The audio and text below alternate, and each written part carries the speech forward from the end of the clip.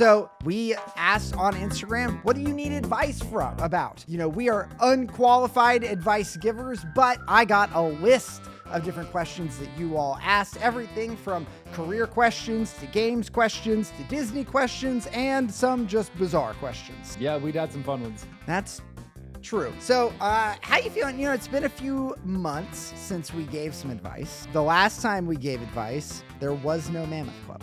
You are correct. Mammoth Club was, I think it was like an idea at that point, right? We hadn't even had Mammoth Summit. The first question, Alan, is one that it was the first question that got submitted that really grabbed my attention. That I thought, this is an evocative question. And that is, my ex-boyfriend wants to set me up with his friend.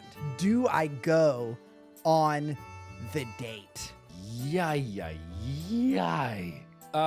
No. This is like the beginning of a rom-com. But honestly, it's a situation of like, think about the amount of information your ex has about you that they can then share and bias the other person with. Like, and then that other person already has a pre-established relationship with you, presumably as a friend. This is just, it's a trap. There's some folks in chat that are saying more info needed. And I think that is a fair assessment. Let me say this. Would I do this right now at 33 years old? Actually, you know what? I think that it's different. If I'm in high school, we all dated each other's exes. Oh, yeah. Well, yeah. Then I think there's this period in the middle where I was in my 20s where it would maybe feel quite vindictive.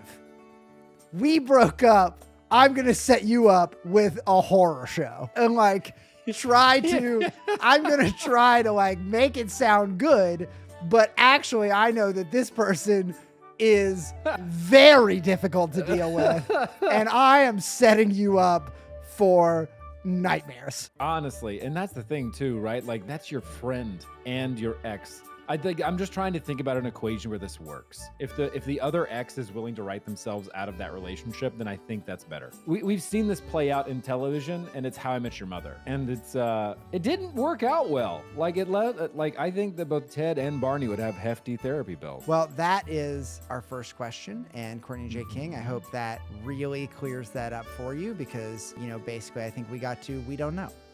But probably no. Probably no, though. So this one comes from El Nazca 28. How do you fit Universal and Disney into one vacation? The setup of this question feels to me like I want to accomplish everything at both places. Yeah, which it's not so much how do I go to both, it's how do I do literally everything at both parks and have that work out for me. For me, I struggle with this question a lot because part of me wants to be like, first of all, you are asking to be exhausted, and I worry about your like physical well-being at the end of that experience. I think understand what you want to do at both places and then be okay with something going wrong. And then of course you buy tickets to both places because otherwise you're just the logistical answer just also like buy tickets to both. You should make sure you have a ticket. I think it's totally reasonable to go to both these parks. I mean, if you have a 2-day vacation, maybe focus on one or the other. But if you have 5 days, if you have a week, I think it's totally reasonable. If this is an option for you, when Molly talks about Universal, she talks about staying at one of those Universal hotels that you get the Express Pass included in the price of staying. That will certainly help you to get more done at Universal in a short amount of time. But, when I talk to folks about planning to go to Disney and they're like, what advice do you have? And I'm like, pick 3 things.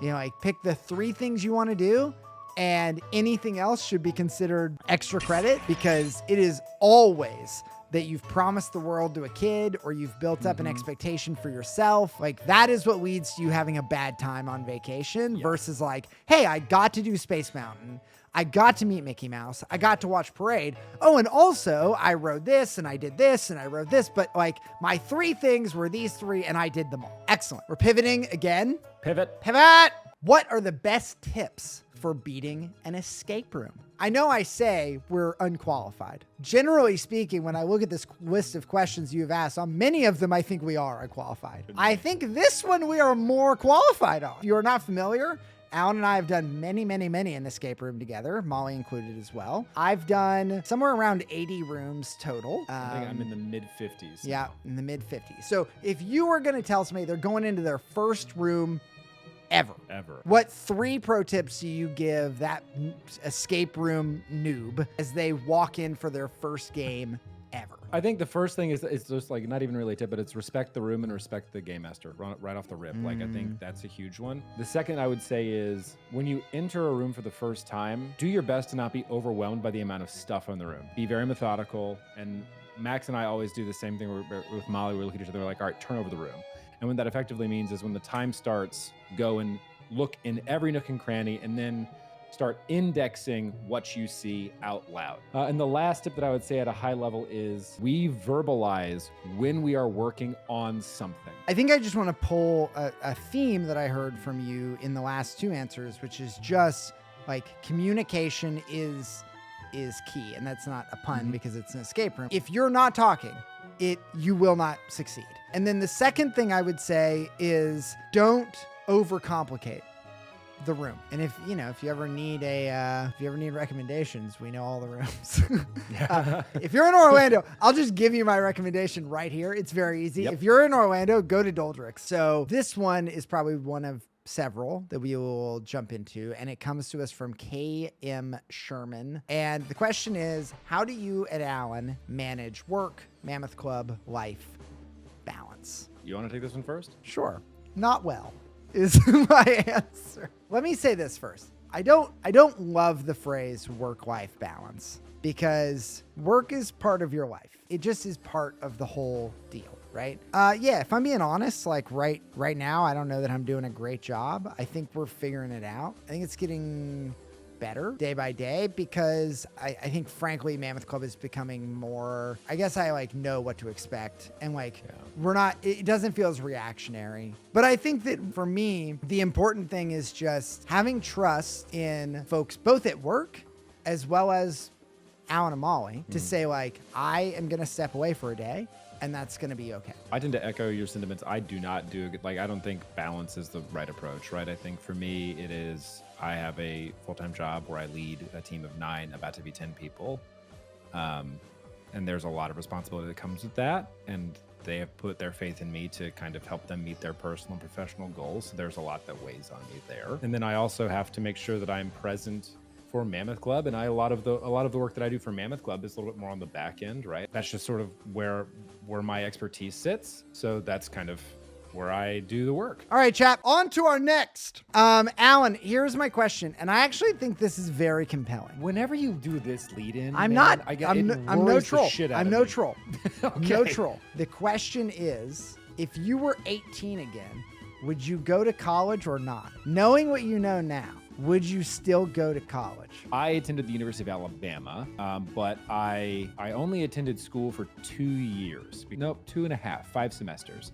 And I graduated in that time because I wanted to get out. So my experience was different because I didn't spend a lot of time on campus. I spent 2 semesters on campus. The rest was spent working for Disney. I would never do it again. Ever, by the way. That would not be my approach. It literally put me in the hospital. If you had asked me this like before we started Mammoth Club, my answer would have been no, right? And the reason is because everything that I do now in learning and development, I didn't go to school for. Yeah. Yeah, I do it again. But maybe not in the same exact way. Not, I think is not what the I'm same hearing. way. And also for different reasons, right? Yeah. I attended college and university because I was told that was a thing to do. So I did it. You know me, and the way I normally do things is when I get into something and I see a finish line, I'm going to accelerate my pathway to that finish line in very unhealthy ways. Yeah, I do it again. I do it differently. I take my time, and then I wouldn't put so much pressure on myself to like walk away with a piece of paper. I think that it's hard because if you are happy with where you are today, then there's some argument that like this specific series of events wouldn't have happened if I didn't do the thing that I did. If I am not in school, I don't change my major from music to business. I don't go, oh, I guess I'll go to Disney because I don't know what I want to do with my life. I don't move to Florida. I don't, that being said, if the question was instead, if you know you're not going to end up where you are today, if I know I'm not like this path is not possible, then I think I would tell myself, don't go to college. This is coming from the perspective of I didn't finish college. I don't have a degree. And so I think just like you said, if your dream is to be a doctor, If your dream is to be a nuclear engineer, then like, yeah, go get your degree. I think making a 17-year-old make $100,000 decision irresponsible. Is It's incredibly irresponsible, knowing that like, man, it took 1 year for me to decide that the decision that I had made in high school was not the decision I wanted for my life. And by the way, what I'm doing now has nothing to do with the decision I made then. But I think the important thing is like, I do think that YouTube is changing that in a huge way. Access to information on the internet is changing that in a huge way. I think modern companies are changing that in a huge way. What I wish we would teach more, and this is where I think, and then I'll shut up about this because I can talk about education forever. I want us to teach people to think critically. We miss that. We are so caught up in academia. There is a need for you to be able to think critically and parse through information, determine relevance, determine accuracy, verify source material, and then be able to fact find on your own. The ability to do that consistently and quickly and formulate independent thought is massive, because groupthink is the big, like right now what we're doing is we're formulating groupthink, and that's terrible. So I want all of you to walk away with this viewpoint, and everyone adapt exactly what we said and go post it online so that other people know what all of us think. No, anyway. So Alan, I have a question that you are less qualified to answer. I'm here for it. Let's do it. Yeah. I don't know if Molly's still in chat, but this is the one that I thought she would appreciate. The question is, how does one manage stress while watching a close football game? Don't ask me about that ever. No, Alan, I never. think, yeah, no, now the reason, you shouldn't be qualified is because it's very rarely close with Alabama, right? You are very much like today, you win by big blowouts. And so we played so badly, Matt. I am stressed always. And this is not me being facetious. This is genuine. Like I literally feel my blood pressure go up. Yeah, I don't manage it well. There is a video that I have that I will post someday of me, that Molly took of me watching a game where like I think that game was a blowout at the end, but in the moment, like I didn't give a shit. We were playing badly. Alan, what is the score of the game against Louisiana Monroe? What was the final, Alan?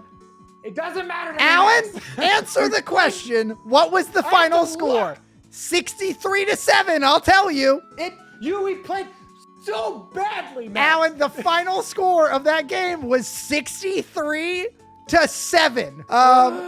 Yeah. So, in this instance, maybe we're not that qualified because I have given up at this point, and Alan is stressed when his team wins by 60. So we don't know. We don't know how to manage stress during the close football games. You did cut yourself off during the IFL video, so we're gonna have to post that. Basically, Alan is very stressed about something to the point of stomping around his apartment. He trips over his coffee table and falls, and then just immediately, in the most like lighthearted way, I fell. Yeah! I fell. It's so bad, but so good. Another one that I think certainly you are unqualified for. Dating in your 30s sucks. What's a good opening line for ladies to a guy? Alan, I would love to know. Like Max, I'm sure you can attest to this, but also Molly could probably attest to this too, is I don't get social cues a lot. Like I just don't get them. Jesus, I don't know. Like if I were to see somebody at a bar who I thought was attractive and I'd want to talk to, I'd probably just walk and be like, "Hi there, you look very nice tonight. Would you like?" Now imagine you're a lady. Yeah. Because the question was ladies to a guy. Do you still take the same approach if you're a lady? I actually have to genuinely think about this. What would I like if somebody wanted to come up to me? I wouldn't know how to react to any of this. Mm-hmm. Y'all, I don't know this world. Truly unqualified over here, right here. He's unqualified. Me. If somebody came up and said, "Hi, can I buy you a drink? Alan, are you busy?" You understand dating. Ladies, all you gotta do is say hello. I'm going to give you my line that as of today is retired. And I will never use it again because it has hereby been relinquished. And this is the line. I instill it to all of you. All you must say is, "Are your parents beavers? Because damn." That's your opener. I love it. I love it so That's much. it. What could possibly be as good as that? That's that one. I have another fun one, I think. Here's the question. The question from Scartoon Spin is, what criteria should one use when deciding on a carousel horse to ride with your best bro? For me, it's whatever horse is beside the horse that my best bro has chosen. Proximity. And if Yeah. you choose first, part of the bro code is that a bro should choose sure. a horse next to their bro. Exactly. Proxima bro, as it were. Let me ask you this. Do you prefer a horse on the outside or the inside of the carousel? I choose outside horse. Why do you choose outside horse? Well, the math says that I am getting a longer ride. It's just the math. So That's very funny. it's just math. Like Yeah, no, it is. Next question. How to change careers confidently? God, What are your this thoughts? is- What I mean, we've both been through this. I think every Yeah. time we've done Advice Bros, we've ended up talking about some type of this question because I know it's a place a lot of people are going through. I want you to weigh the value of your happiness against the circumstance that you are in right now. And if the cost of your happiness is at stake, then make an exit. You're a human first and a worker second. And if that's causing you to affect not only yourself as a human, but then by extension, the relationship that you've established with other humans, people like, God, that just is such a huge cost. Like there's just so much opportunity out there for you to fill those gaps. So, like if it's costing you being a human being and being happy, like God, just get out of there. The only thing I'll add, and ironically, I think we just had a conversation similar to this when we did our Brink podcast. Shout out Zenas Lapidus. But there's ironically, in a movie that I didn't think was particularly good on rewatch, there was this moment that I talked about in the podcast that felt really relatable to my time at Disney, where one of the characters, the dad, talks about is not who you are, it's what you do. And I talked about in the podcast that I related that really heavily to Disney. And I think a lot of Disney cast members fall into this trap. 100%. And frankly speaking, like that's not relegated to Disney. I think that I experience that in my current company right now. All right. People are commenting on it. We got in the feels for a minute. So We did get in the feels. Let's shake out the feels for just a second. Okay, here's your question. Other than wizardry, how would you recommend getting a class of 7-year-olds to stop talking? Yeah, I don't like, oh God, y'all are going to get me back on the subject of education and I don't want to be here. Sleepy time tea that has been disguised as a fruit juice. That is how I would get them to stop talking. Give them drugs. No. Sleepy time tea is not a drug. It is chamomile tea. I'm pretty sure you just said give them drugs. I mean, whatever works. You know what? Honestly, if we could answer this question, I think we would be millionaires because it would be something that could be marketed and we would be like, hey, teachers everywhere. This is the magic product that gets this class to actually be quiet. I'm going to take a similar approach that I did with a baby we talked about a couple of Advice Bros again, which is to say, listen, just close them in a room. Like what's the worst that can happen? My suggestion is just like close the doors, leave. You don't have to listen to them. What could happen? Can't be that bad. Now, maybe you walk back in and they have a conch shell and they've started a small, strange society with a dictator and they are passing it around and there's, there's some really nefarious things happening and there might be a casualty. Isn't that a better educational tool than the standard classroom, right? Yeah. Okay, well, I'm glad we really got that one out and taken care of. Next up is a question from Popstar137. How do I make friends as an adult? I think you make friends as an adult by first of all, understand yourself as a human. And then I think ultimately, go out and meet people in a social setting if you can. Meeting people online is easier, but it's also, for me personally, it's hard for me because I don't get social cues and behavioral cues help me out. So when I'm in a public setting, I get to see things that help me connect it. I'm also pretty introverted. If I'm being quiet, it's not because I don't like you. It's because I'm trying to think of something that is interesting enough to say that will make sure that you actually want to keep talking to me. Yeah, that's that. First one though, I'm gonna say it because I saw somebody put it in chat. Listen, chat, look at me. I know I gave you the power of the line. Okay? I want to be really clear. Don't send that line to friends. That's a pickup line. That is not how you make friendships. I don't care about my friends' parents and whether or not they are beavers. Unless their parents are beavers, and then I am quite interested. I actually think the answer is in how we made friends as kids. You should get a hobby. That, and I don't mean that to say it would be direct or mean, but like, the friends that I have are either coming from the jobs that I've done or because of things that I'm interested in. Whether that hobby is like, I'm going to play video games or I'm going to go to a pottery class, whatever, it doesn't matter. By being in that and then seeking out a community that also does that thing, if you have to go to a pottery class, you're surrounded by people that are also interested in that with you. So model yourself now after how you made friends as an adult, and you'll make friends. All right, I have one final question. I'm trying to come up with room decor ideas that fit us both. I'm gonna imagine a partner. They like serial killers, and I like cheese. What do I do? You're decorating a room for serial killers? I just talked about finding something you're interested in, and they want advice on how to decorate a room, maybe like an office. Well, it has to be a kitchen because that's the only place where both knives and cheese can coexist in a way that makes sense. Okay. Hold on.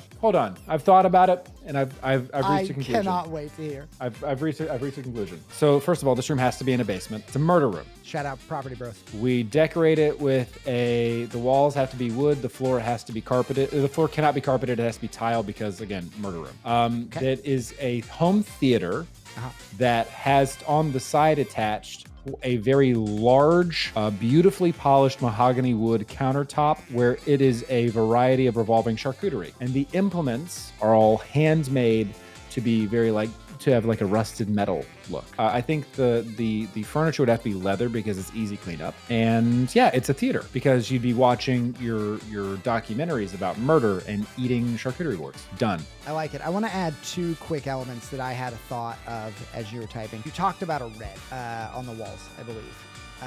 I said wood, but you want red on the I'm walls? going to add red for two reasons. One, hide the blood. Two, I want to call back to the Bluebell wax covering, to make it really feel like we're in, I don't know, but I know you know. We're in a waxy cheese wheel. Element number two, I'm going to target the cheese here. The first is I think we should have a stinky cheese because when I think about death, I think about the smell. And so I want, when you walk into this room, to be hit by an unfortunate smell. And number three is I think that we should heavily feature Swiss cheese because do you know what cheese and bodies often have in common now? Are you trying to tell me that because bodies have holes and cheese They have has holes. holes? They have holes, Alan. That's right. Swiss and bodies often have holes. So I think what we have put together here together in this joint creative union is really something magical. I think that Wonder Wendy 123, it's a lock. Take it and run, baby. I think that's a great idea. And I think Wonder Wendy, if you put it in place, again, in a basement, chef's kiss.